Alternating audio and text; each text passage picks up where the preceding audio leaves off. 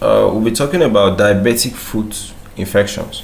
So diabetic foot infections is just like an area which is what after diabetic ulcers. Do you understand?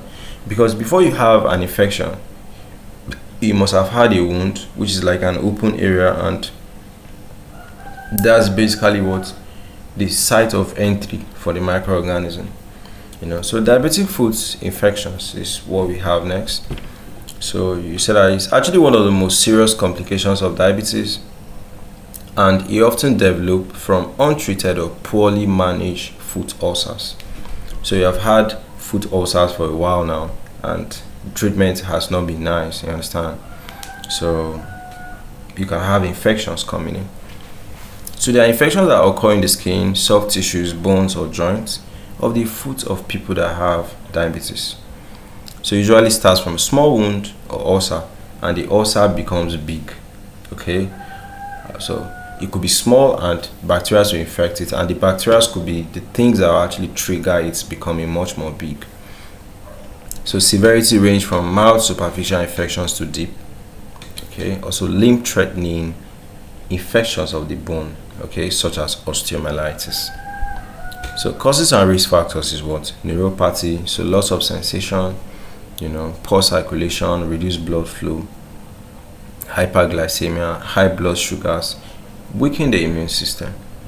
Foot deformity, so pressure points create ulcers that can get infected. Delayed care, so not inspecting the feet daily or ignoring small wounds in people that have diabetes.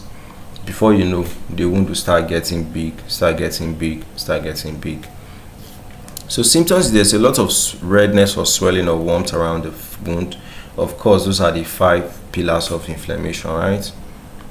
There's also loss of function and the rest of it. So drainage of pores or foul odor, pain or tenderness, fever or systemic signs in severe cases. Then as the infection is going on, more tissues are dying, you could now have a gangrene, okay, which is a black tissue, an advanced issue. So right here on my screen, I have a picture which is trying to show the different stages of how ulcers in diabetes could progress. Okay, so that's all. So complications could lead to cellulitis, it could lead to abscess formation, it could lead to osteomyelitis, it could lead to sepsis, and that person might actually stand a risk for amputation.